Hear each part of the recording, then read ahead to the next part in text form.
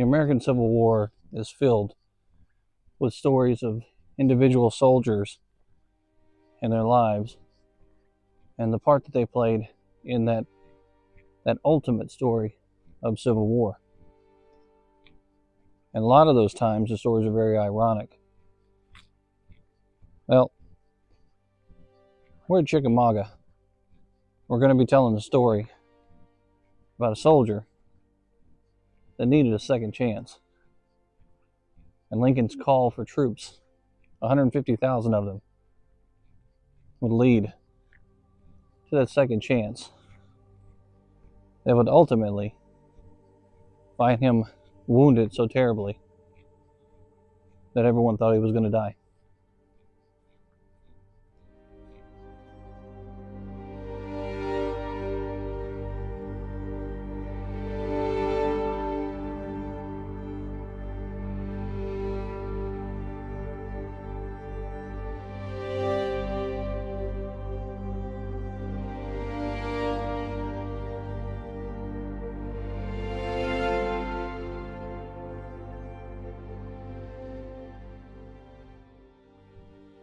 Captain Andrew Staley Millis. This is the man we'll be talking about. Now, before the Civil War, Millis was born to a father named John. And John was a devout Christian, devout religious man. And he was an exeter to the church. So in other words, he was very well trained in how to practice his religion and how to witness it to others. And living in a home like that was probably filled with a lot of strict rules, things you could and could not do. The man himself was probably not the nicest man to get along with. And no doubt, it rubbed off on his son, because during his son's first venture into the army, even ruffians in the army thought of him as being a little too tough. Of course, sometimes that's just the way it is when you're in a leadership position in the military. Sometimes your subordinates just don't want to listen to you. And he made them listen to him. That's why they didn't like him.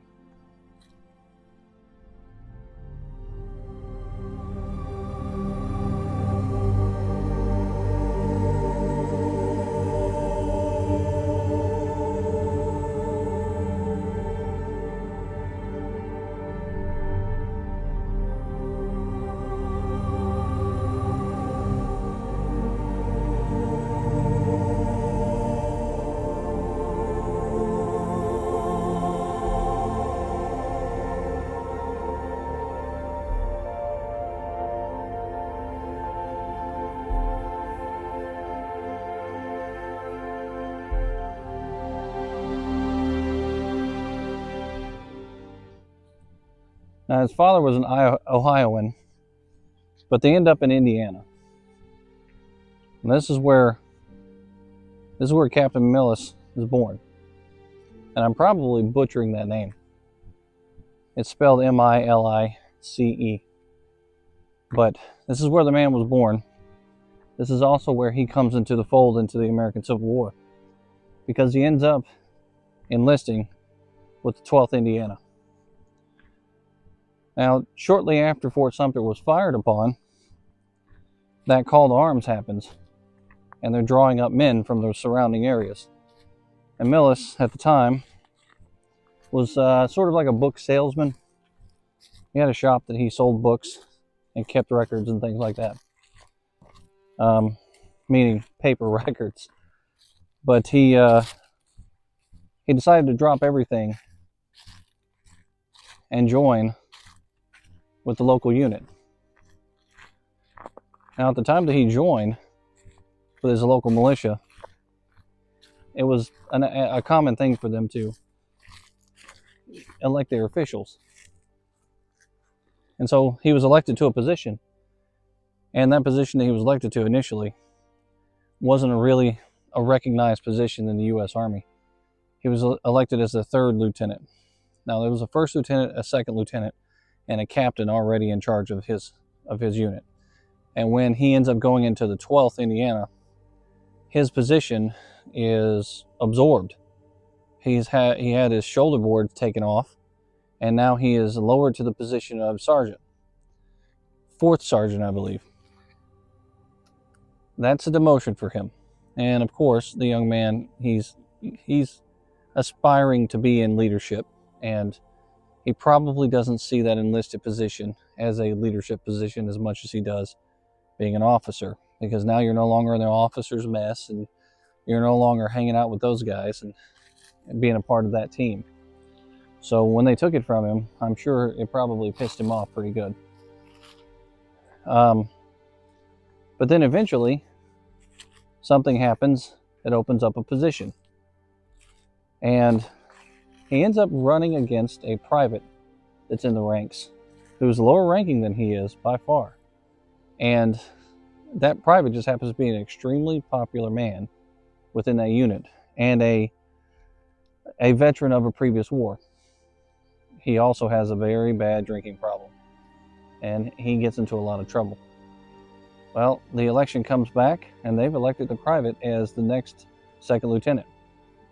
The captain of the unit didn't agree with the election, so he overturns the election, and that's where things start going downhill for Millis. He personally elects him as the 2nd lieutenant of the 12th, and his men do not appreciate that, and they blame Millis for it.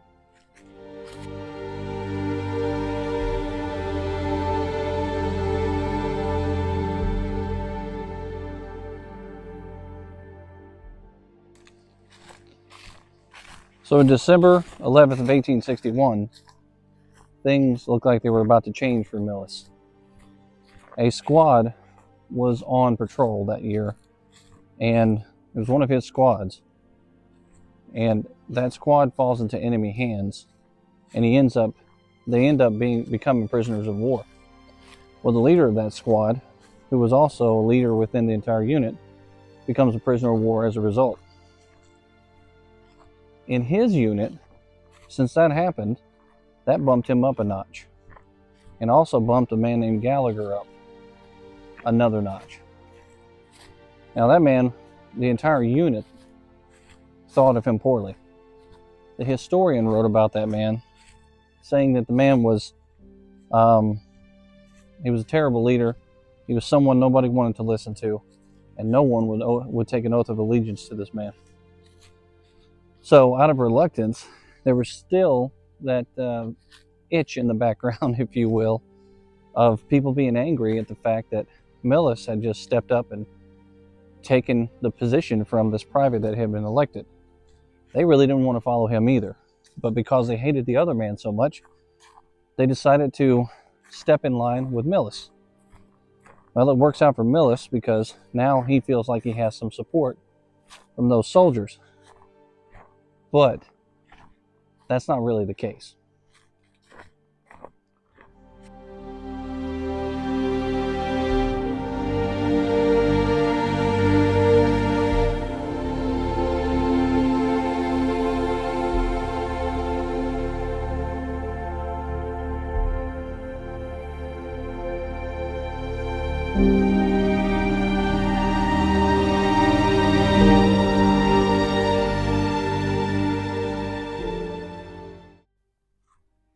Now, the 12th Indiana had a historian writing about it, and he said he had a style about him that repelled rather than won, and yielded a reluctant obedience.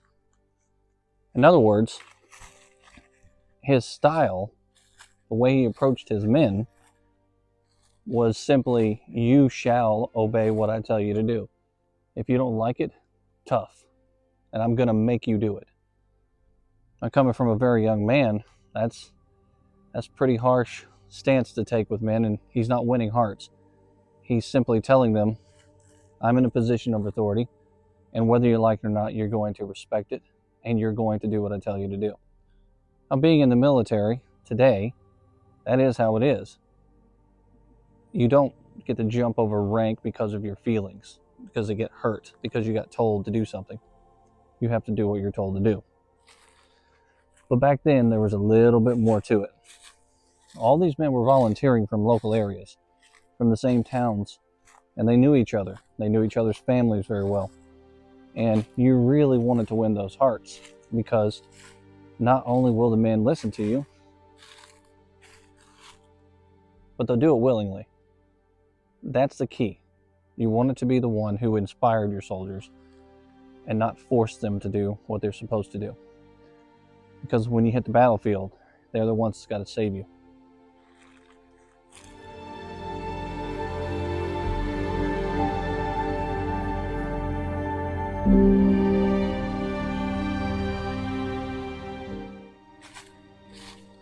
Three months after that previous commander is taken prisoner of war, he's released. As a result, he reports back to his unit. As a result, Millis once again is demoted, pushed back down into another rank. He's no longer in charge, no longer the guy that has to tell people what to do. And as a result, with his reputation stained and things being the way that they are, he decides to resign. And he goes back home. And that's the way that first stint ends for Millis. Not in a great way. It's pretty bad.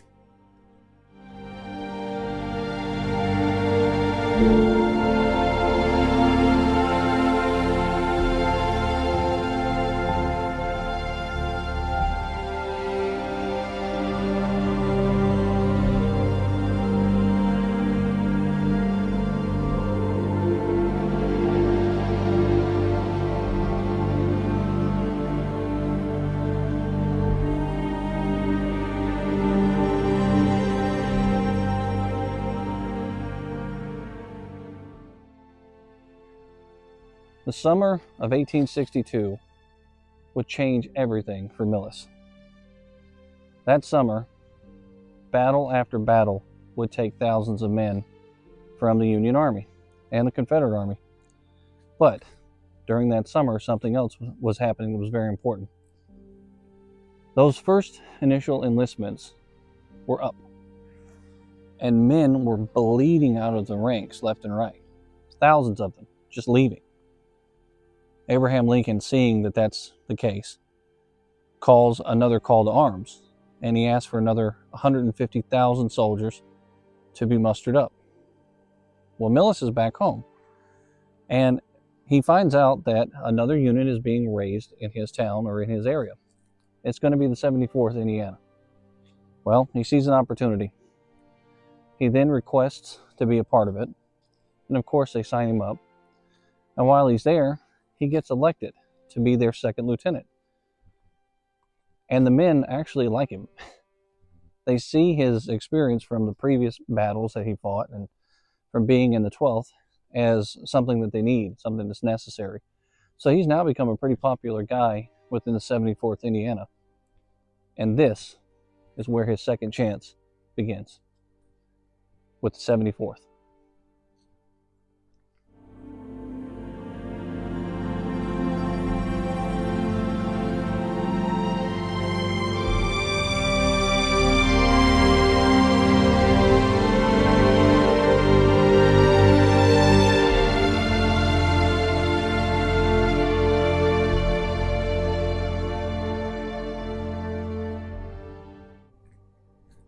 Now, eventually, Millis becomes the company commander of this unit.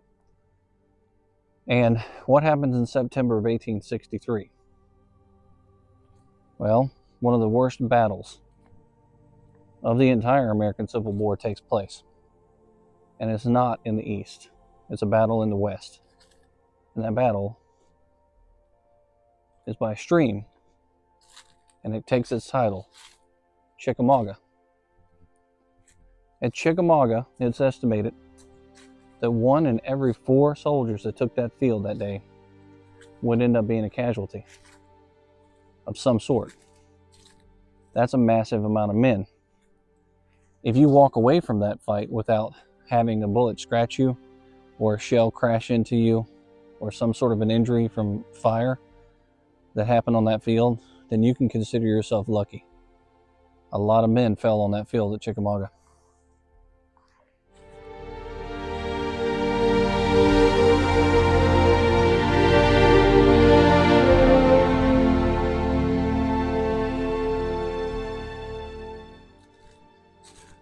September 19th, 1863.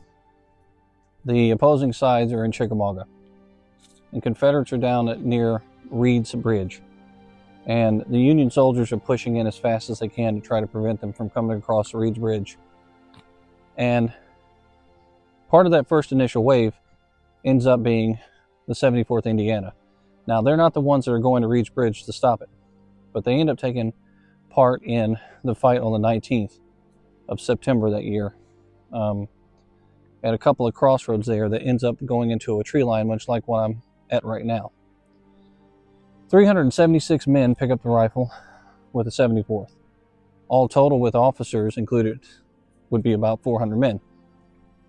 They start fighting early in the day, making their positions and maneuvering across the field. And eventually, they get the Confederate soldiers tangled up in a wooded area like this right here.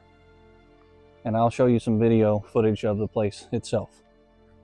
The 74th push the Confederates that they're fighting with about a half a mile back, in through the woods, out past the woods into an open field. And as they get to the other side, the Confederates have brought up reinforcements, which the 74th had no idea that was even going to take place, because you can't really see. Now, on one side of the 74th Indiana, you have Kentucky.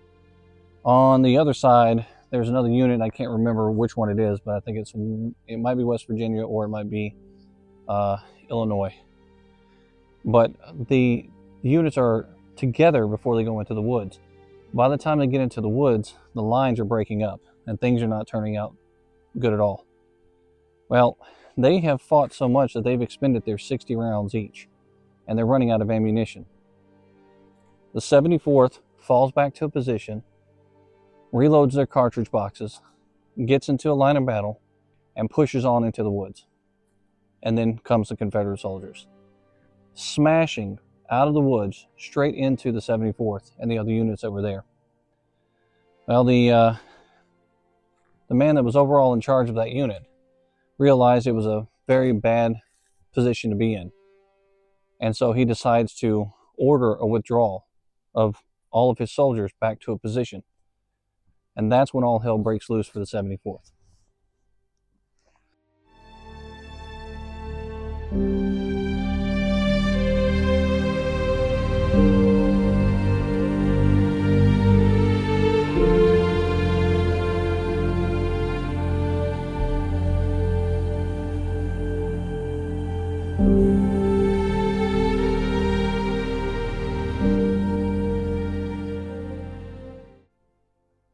Lieutenant Colonel Myron Baker reported that they were being overpowered after a desperate struggle for the mastery of the ground.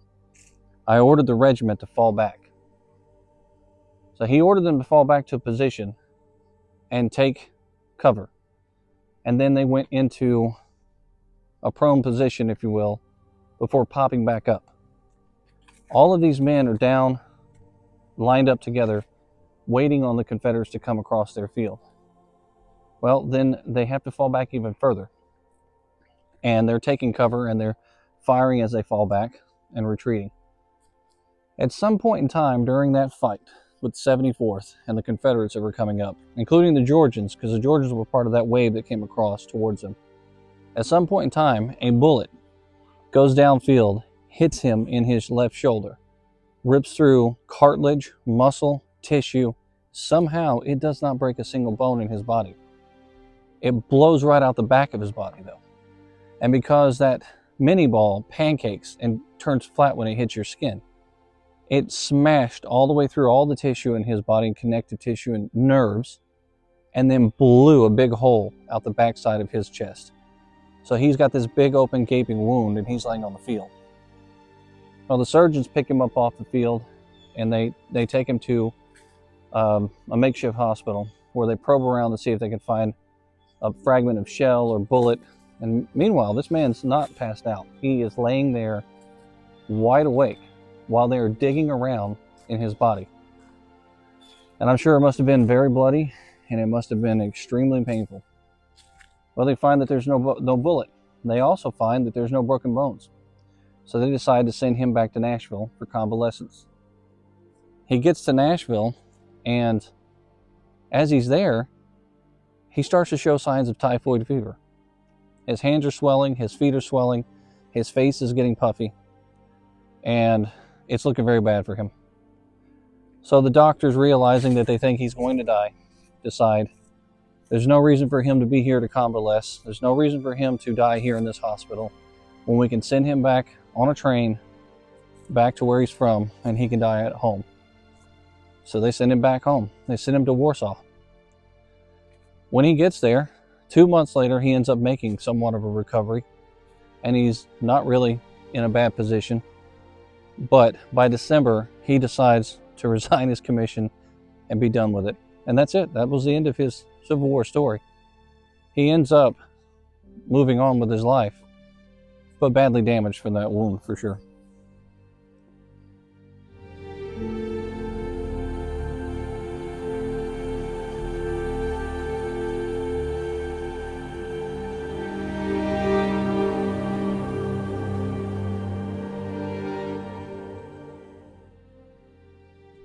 Now for the 74th, during the engagement here at Chickamauga, about a third of the men are casualties. Now remember that count, 400 men total. 1/3 of the men that took that field that day becomes a casualty. And Millis is only one person. Simple math on that will tell you it's not a good place to be, for sure. And they sacrificed a whole bunch there.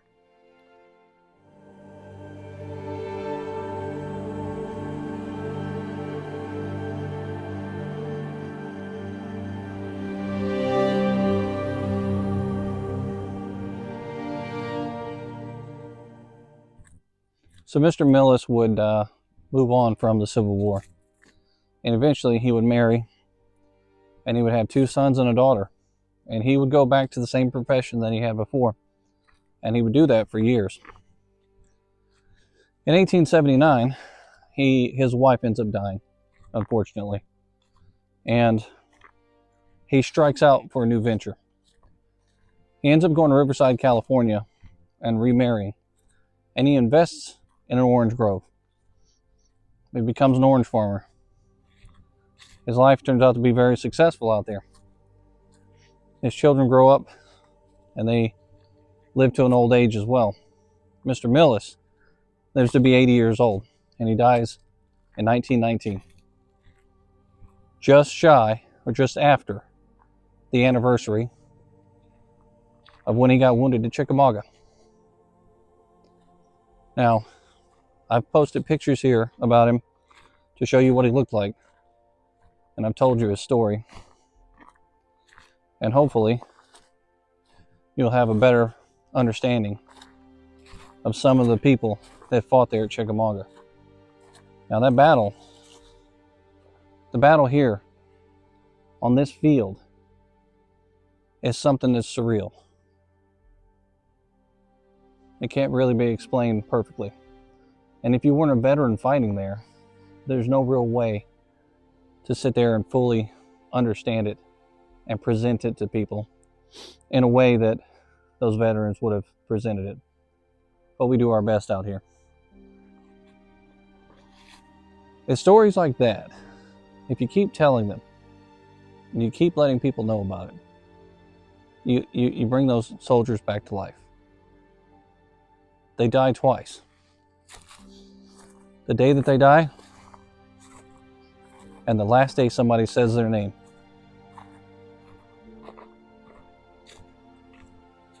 Well, his name's being said again. And I hope you'll go around telling other people the same story, and let them know what happened here in Chickamauga.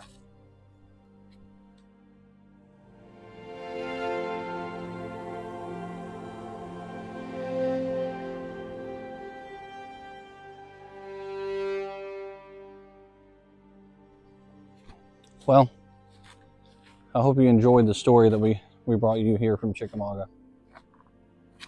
Now, it's stories like those that make you really appreciate what the men went through. But it also makes you appreciate second chances.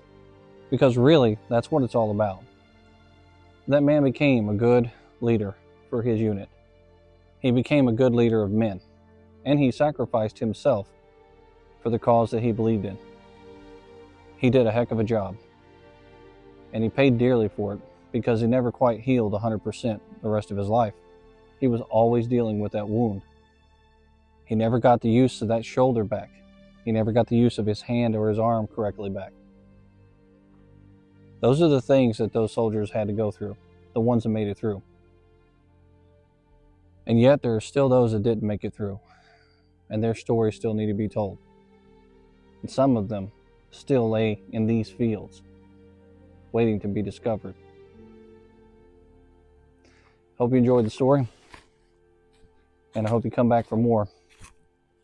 Please subscribe to the channel and click that thumbs up button if you like the video, and hit the alert button if you want to see more popping up in your feed, because it's viewers like you that stick around and come back for more. That's what keeps me going. That's what allows me to give you these stories and go to these places, and inspires me to know that so many people love history just as much as I do. Until next time, this is History with Waffles.